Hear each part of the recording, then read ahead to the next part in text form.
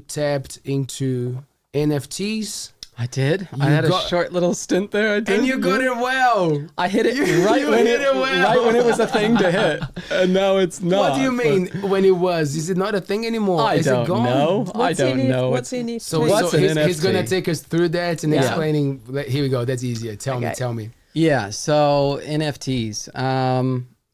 It's within the realm of the whole cryptocurrency thing. It's sort of tied to the blockchain. I don't know how in on all this stuff you are. Don't know really, but I'm interested. You know the Bitcoin thing, yes, right? Yes. Cool. Okay. So then they've created things that are sort of linked to all of that you're buying with that currency, but they act as kind of digital property. So it's pieces of art. Yep.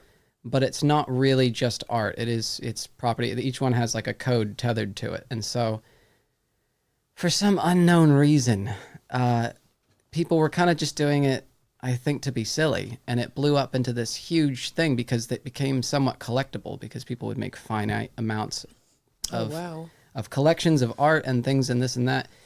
I just saw it as an artist, and I thought, well, why not throw my hat in the ring? Yeah, it's an opportunity. And so I thought, okay, screw it, I'll do it. And so I made What did you do? I made little cartoon bugs. They must have been the cutest. They're very cute little bugs. Of course. And I made a few of them, and then I made ones with different like costumes and outfits on. It was very silly. I hope you didn't have a cockroach. I didn't. But do you know what? Yeah, do you know what? Cockroaches. It's funny. I was planning for one. I had one on deck. I have a sketch of a cockroach, but then I've kind of abandoned the project. I'll work Good up on to you, that. mate. It stopped at cockroach. Tanya, are you ready for something just before you carry on with this story? Yeah. You don't like cockroaches? No, I'm terrified of them. In Brazil, they fly. I know. We needed to insert some like thriller music. Yeah. Sorry, carry on. So I made little cartoon bugs. They're very cute. And I was kind of just stabbing around, and Twitter was like the hot space for it. And I'd never even been on Twitter before. I had to make an account just to kind of get into their scene and check out what was going on. And it was all these kind of weird, nerdy people that were making this like really crude art, but it was like collectible, and so it was worth a lot of money. Like some people were not selling so much, but then like sometimes you would see this like tiny little pixelated sketch of a face thing sell for like hundreds of thousands of dollars, and you're just like, wow. What is going on? Was it? It was shocking. Was it because someone famous did, or it was just because the fun of it? No. Of like, famous people jumped in. They jumped on board because they're like, oh, there's money here. Yeah. But before the famous people came in, it was just these kind of weird, interesting, techie Bitcoin people that were like, you guys are nerds, eh? Yeah. Such nerds. Such nerds. Such a nerd. And I do. I love nerds. They're very interesting to me. It was. Should have wished I was a nerd. I reckon. We'd be swimming in money. Yeah. So I saw an opportunity, and okay, I make these little cartoon bugs and splash around and see what happens. And there's this guy, Gary V, who is a popular like kind of social influencer, and he's really into like personal development and specifically like business development type things. And he fell in love with the whole NFT thing. I don't know if he's still into it or not. I'm sure he's kind of jumped off the wagon now, but he got really into it. Is that this guy here?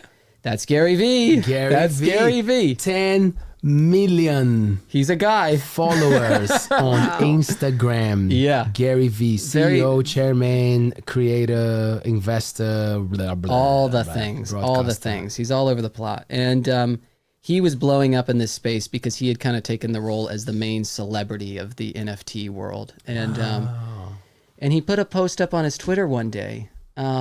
And I was so disorganized. I just had this like funny little collection of bugs. And he just said, anybody that hasn't sold a piece yet, drop a comment and tell me why I should buy your piece. And I happened to be the first one to comment on it. And I was like, this is what I'm doing. I'm giving half of the proceeds to charity, blah, blah, blah. These are my little cartoon bugs. I had a little backstory for all of them. It was like, this one had this story, and they were kind of related to the crypto world because I knew a little bit about it. And he loved it. He bought 2. And when he bought 2, people went ape shit. Oh, wow. It was a thing. And because everybody follows these trends. Yeah. Oh, Gary V bought it. I got to have that. I got to have one. And then they start crawling over, would you mind sharing how much did he pay for or no? He didn't pay much because they start out cheap. But that's what they snowball, came after. and then the value goes up. Yeah. So actually, like, he got them for nothing, but then some people after him paid thousands. And so it was like, well, a couple thousand, you know? Yeah. And yeah, it was really unusual for me. And I feel like I probably could have even handled it better. I could have, if I had known that it was going to happen, you know, always in hindsight, I could have planned it better and had it set up to where I was ready for that, but I just had no clue. And it was such a one-off. What would it mean to be ready? To have serious, to have things to follow up? Yeah, there's all these, it gets into a more complex realm of having like, digital, people have property. They have spaces on the internet now where it's like you have your own world. And, oh my God. and that's actually what the metaverse is. Yeah. Facebook's tried to coin the term meta just to like jump on board and steal that whole concept. But metaverse is just a word for like a little universe on the internet, like a little pocket. And that's what most NFT projects were building upon. They were like, we're starting a thing. A lot of times it was like, we're selling the art pieces, but it was to build up to something bigger. When we make this much money, we're gonna create a video game. We're going to have an online community of this and that and blah, blah. So it was all this kind of expanding thing. I was not set up for that. I'm just a guy selling art. Then you get investors. Then you get people who like your idea. And people that stay in and they buy more and they also promote your stuff and they trade it off to other people. And so it grows faster. Yeah. I was just selling bugs. I was so unprepared. I had no clue. People eat bugs nowadays. Right. Exactly. I was ahead of my time. Yeah, they farm them and eat them. So it blew Not up. a cockroach. They do. Yeah, They do. Some places they do. yeah. Chocolate covered. Have you? No, God no. Crickets, grasshoppers, sure, but not cockroaches. Ants. Hey. Yeah. Racism. Cockroaches. I'll go for the grasshoppers, not the cockroaches. Yeah. No. Oh, now I feel bad. Speciesism. Yeah, speciesism. That's the next one. That's the next one. Yeah.